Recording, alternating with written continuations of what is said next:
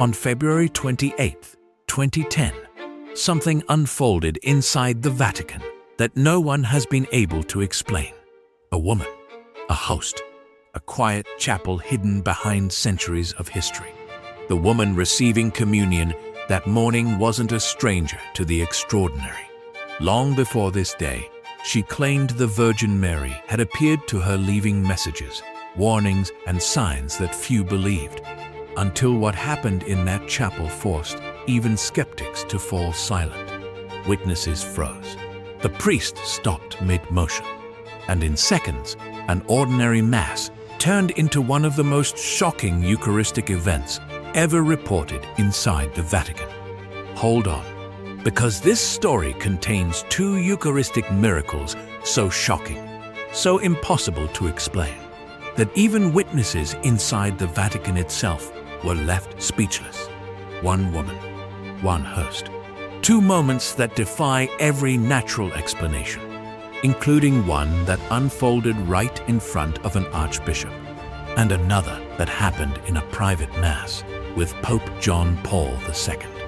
What you're about to hear is not legend, not rumor, but the documented testimony of people who saw the impossible happen. I saw it and I was speechless. Julia Kim was born in Naju, a peaceful city tucked between the green valleys and rice fields of South Korea. It was a simple place, the kind of place where neighbors knew each other by name, where the church bell still marked the rhythm of the day, and where faith was quiet, not dramatic.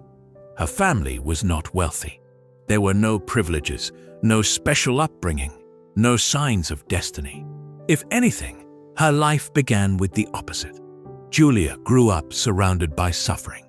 A long list of illnesses shadowed her childhood: problems with her stomach, her lungs, chronic pain that sometimes left her bedridden for days. She spoke later about this period, saying, "I didn't understand why I had to suffer so much. I felt like a burden. I felt small." People who knew her from those days never describe her as a visionary or a mystic. They describe her as gentle, quiet, someone who would stop to listen, even when no one else did. Someone who carried pain with surprising dignity. And that, in a way, is the heart of her story. Nothing about Julia made her look like the kind of person God would choose for something extraordinary. But that is often how such stories begin. It was the summer of 1985, a warm, humid July night in Naju. Julia had just finished cleaning after dinner. Her children were asleep, and the house was quiet except for the hum of insects outside. She often prayed at night, not because she felt holy, but because she felt lost. Her husband was struggling through financial difficulties. Her health was declining again, and there was a heaviness in her heart that she could not name. She walked toward a small statue of the Virgin Mary on a shelf in her room, a simple gift someone had given her years earlier. Nothing unusual, nothing miraculous, just a statue that reminded her of hope when she needed it. She knelt. She closed her eyes. She whispered a prayer for strength. And then, something happened that Julia herself later struggled to put into words. She felt warmth, not like the heat of the summer night, but something deeper, rising from within her chest. It spread through her arms, her face, her entire body, like someone was holding her from the inside. She opened her eyes. The statue of the Virgin Mary was crying, real tears, thick, shimmering, and running down the tiny porcelain cheeks. At first, Julia thought she was hallucinating. She blinked, rubbed her eyes, leaned closer, but the tears didn't stop. In fact, they seemed to flow more strongly. "I felt like a child again," she said, "as if a mother was calling me, telling me I was not alone." The next morning, she told her husband. He didn't know what to think, but when the tears appeared again, he did the one thing people do when they witness something unbelievable. He called others. Neighbors came. Friends came, priests came. Some were reverent, others skeptical. But the tears continued not just once, but repeatedly, and word began to spread far beyond Naju. Soon, people traveled hours just to see the little statue that wept in a small house belonging to a woman no one had heard of a month earlier. Months later, Julia said the Virgin Mary gave her a message. "My children are drifting away from God. I call them to return. Pray for peace. Pray for the world." Skeptics dismissed it. Believers embraced it. Priests documented it. Doctors examined Julia. But something else began happening, something far more controversial, far more dramatic. During certain masses, when Julia received communion, witnesses claimed that the consecrated host began changing. At first, small things. A strange warmth, a slight pulsing, a taste she couldn't describe. But soon, the stories became harder to ignore. The host, placed on Julia's tongue, reportedly began turning into bloody flesh. Photographs were taken. Witness statements were filed. Doctors examined samples. And while many debated what it meant, one thing was undeniable. Julia Kim had become the center of a mystery the Church could not easily dismiss. Most alleged miracles never reach Rome. The Church is careful, slow, and extremely cautious when it comes to supernatural claims. But Julia's case was different.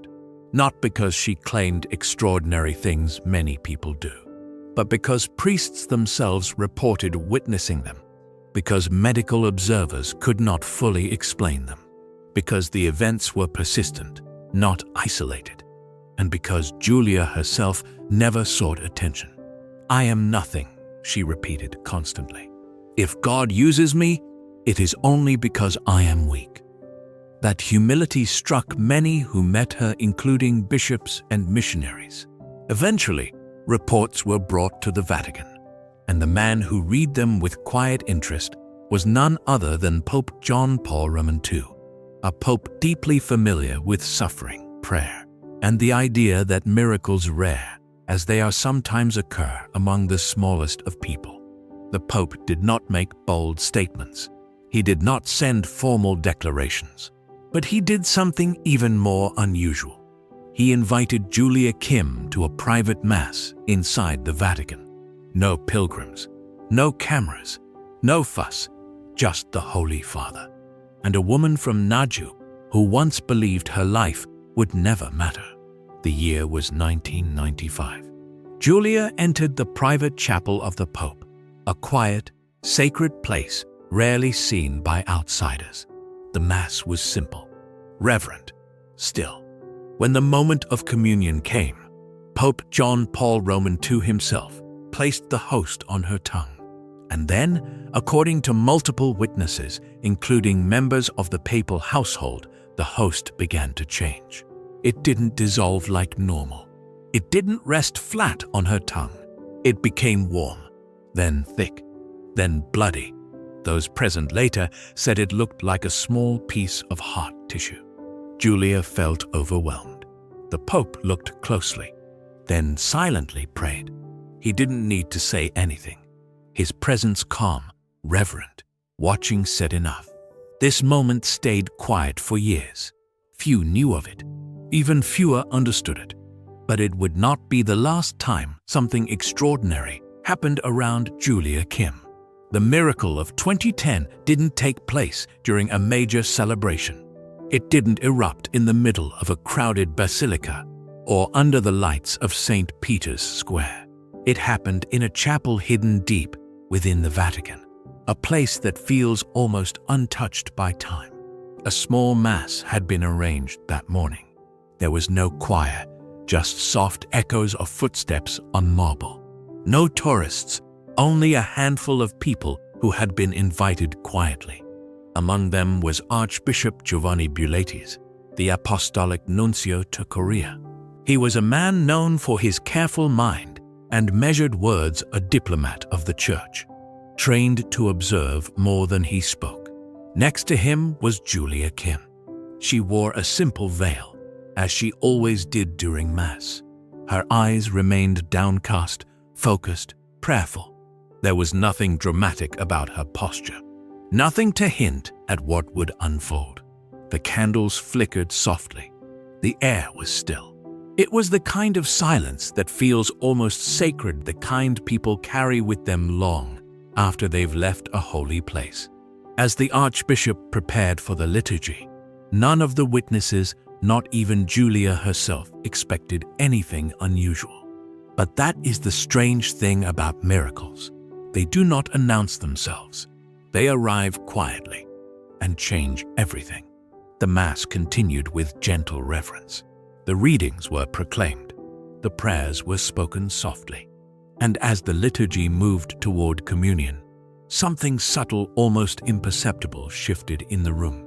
One of the assistants standing close to Julia later said, "It was like the air thickened. Not heavy, just different, as if something was waiting to happen." The archbishop noticed it too, though he kept his expression calm. He lifted the chalice, consecrated the wine, and held the host above the altar. The simplicity of the moment only made what followed more striking. As communion began, Julia approached with the same quiet devotion she had shown all her life. There was no trembling, no anticipation, no sign that anything extraordinary was about to occur. Giovanni Buletis did not hesitate.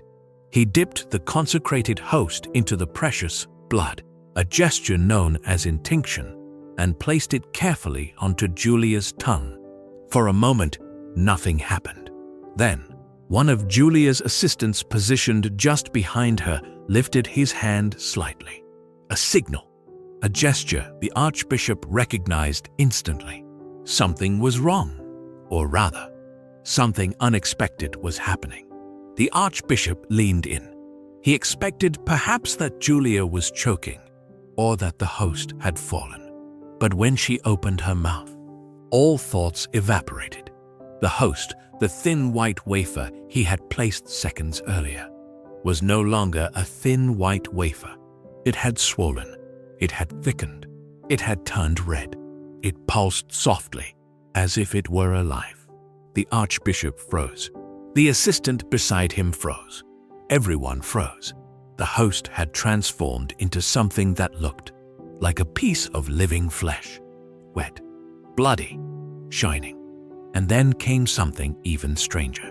A fragrance, warm, sweet, unmistakably floral, began to spread across the chapel.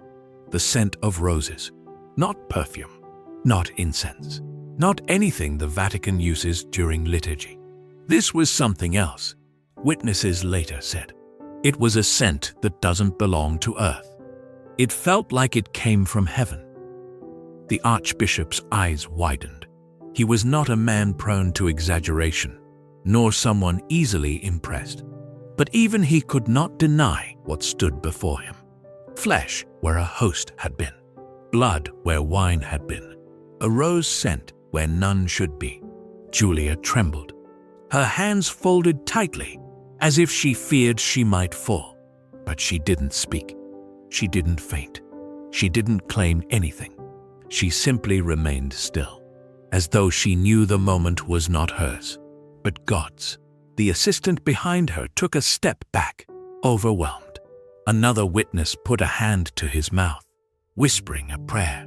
Someone reached for a camera, then another, then another. Multiple photographs were taken quickly, almost desperately, as if everyone feared the moment might disappear before they captured it. But the miracle stayed, the scent stayed, the flesh remained, and Archbishop Giovanni Buletis stood there, trembling, staring at a mystery he could neither explain nor deny. He later wrote, "All of us present saw what happened. The host became a large, bloody piece of flesh. It looked like a heart." This was not hearsay, not rumor, not a second-hand story. This was the testimony of a Vatican diplomat. After Mass, the Archbishop pulled Julia aside. He needed to understand, to make sense of the impossible, "Did the Virgin Mary give a message for me?" he asked quietly. Julia hesitated out of humility, not doubt. Then she nodded. "Yes," she said. "She wished to give you a sign." And this was the sign. The archbishop didn't respond at first. He simply closed his eyes, overwhelmed. Not fearful, but deeply moved. This miracle, Julia added, was the 13th in her life, the last of the apparitions said to have occurred through her in Naju. And to the archbishop, who had always approached reports of miracles with caution, this moment became a turning point. He later wrote in his report, "This was the second time a publicly known Eucharistic miracle occurred on Vatican territory. God wanted us to witness it, and we did." The chapel fell silent again. The fragrance of roses lingered in the air long after the miracle ended, and the witnesses knew. They had seen something that defied every explanation except one. The Vatican miracle of 2010 was extraordinary. But it wasn't the first time Julia Kim experienced something of this magnitude within the walls of the Holy See. To understand the full weight of the 2010 miracle, we must go back 15 years, to a private chapel deep inside the Apostolic Palace, October 31st, 1995, a date Catholics usually associate with the Vigil of All Saints, a day of preparation, reflection, and prayer. But for Julia Kim, and for one of the most beloved popes in church history, it would become something else entirely, a moment marked in silence, remembered in whispers, and held close by those who were there. Pope John Paul II had invited Julia to attend his private mass, a gesture almost unheard of for a layperson. Perhaps he was curious. Perhaps he was cautious. Perhaps he wanted to see for himself what others claimed to have seen. No cameras were present. No official statements were expected. The only witnesses were members of the papal household, priests, assistants, and those trusted by the Holy Father. As the Mass began, Julia knelt near the front of the small chapel. She felt overwhelmed, not by fear, but by the quiet holiness of the space. This wasn't a basilica. This wasn't a cathedral. It was the Pope's private sanctuary, intimate, peaceful, filled with a sense of living history. John Paul II, as always, moved with slow reverence. Though his body was beginning to show signs of age, his eyes were sharp, focused, deeply present. He had lived through war, loss, and the collapse of nations. He understood pain better than most. And it was perhaps this empathy, this deep understanding of suffering, that connected him to Julia. She was a woman marked by hardship. So was he. When the moment of communion arrived, the Pope held the host gently. He approached Julia, and in that small chapel, where every sound seemed to echo forever, he placed the host on her tongue. What happened next was nearly identical to the miracle 15 years later. The host changed. Not over time, not slowly, but immediately. Witnesses later described it the same way. The host became bloody, thick, warm, flesh-like. A gasp rose from someone in the chapel. Another witness stepped back. The Pope simply watched. He did not panic. He simply looked deeply, intently, as if he were reading the moment, not reacting to it. One of his aides later wrote, "The Holy Father saw something he did not expect, but he understood that God works in silence." Julia felt overwhelmed by the taste, metallic, sharp, unmistakably like blood. She trembled, tears streaming down her face, not from fear, but from something she would later describe as a sorrow that was not mine, and a love that no human could carry. The Pope lifted his hand toward her, a gesture of blessing. No words were spoken. None were needed. In the months that followed, he did not publicly comment on the miracle. He rarely commented on private mystical events. His silence was not denial, it was reverence. A holy mystery belongs to God first, not to human headlines. Why did these miracles happen to Julia? Why her? Why twice in the Vatican? And why in the presence of two of the Church's highest figures? First the Pope, then an apostolic nuncio. This question has followed her for decades, and Julia's answer has always been the same. Because I am weak. God uses small instruments so that His glory is seen and not theirs. To understand Julia's missions, the tears of the Virgin statue, the messages of conversion, the Eucharistic miracles, we must understand the theology behind such events. Throughout Church history, Eucharistic miracles have occurred at precise moments when faith was threatened, when division spread, when people questioned the real presence. From Lanciano in the 8th century, to Buenos Aires in the 1990s, to Poland in recent years, each miracle served the same purpose: to confront disbelief with something undeniable. The Vatican miracle of 2010 was one such moment. It didn't happen during a crisis. It didn't come to prove anything to the world. It came in silence, almost privately, as if meant only for those present. But those present were men whose testimonies held weight. An archbishop, an apostolic diplomat, witnesses trained to be skeptical, rational, disciplined, and they saw it with their own eyes. In the months after the 2010 miracle, Archbishop Giovanni Buletis wrote a report about what he had witnessed. His words were careful, precise, the words of a man who knew the importance of accuracy. He did not embellish. He did not dramatize. He simply stated facts. We all saw what happened. The host transformed into a piece of flesh, bloody and enlarged. Several photographs were taken. The scent of roses filled the chapel. He went further. This was the second publicly known Eucharistic miracle to occur on Vatican territory. God wished for us to witness it.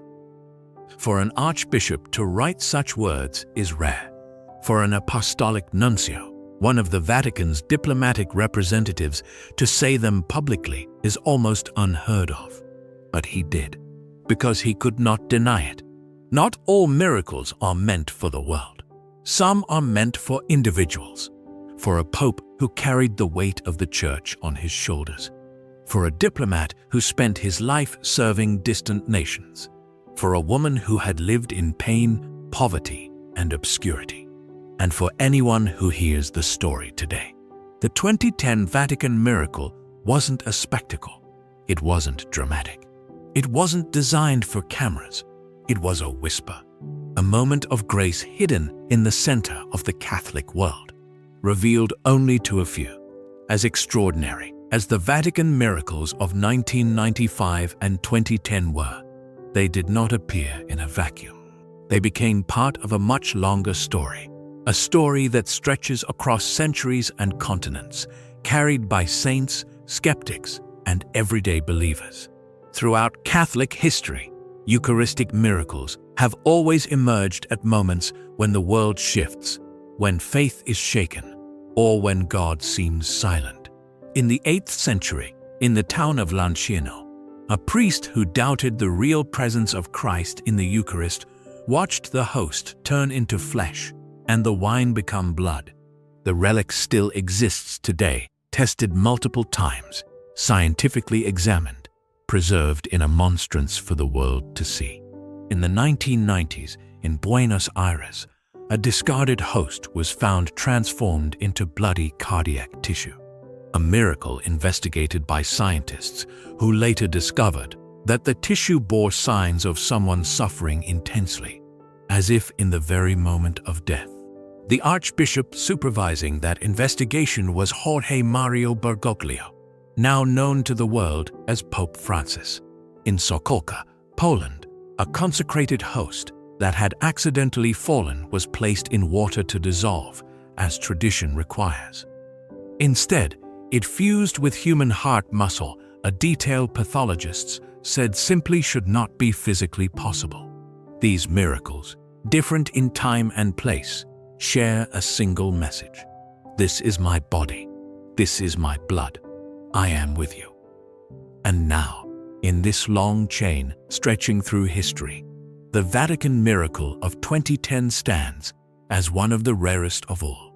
A Eucharistic miracle witnessed inside the heart of the Catholic Church itself, documented by an archbishop, and connected to a woman whose life was marked not by greatness, but by suffering.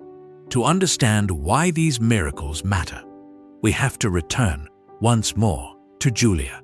Many people imagine mystics as confident, fearless, chosen individuals with perfect faith. But the truth is often the opposite.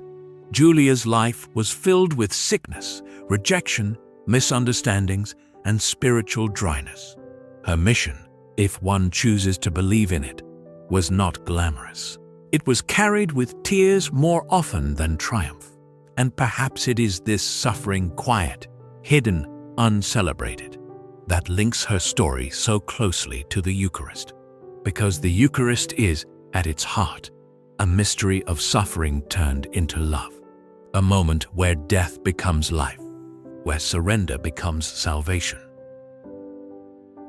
When the host turned into flesh in her mouth, Julia said she felt something she could not describe. A sorrow that was not mine, and a love that no human could carry.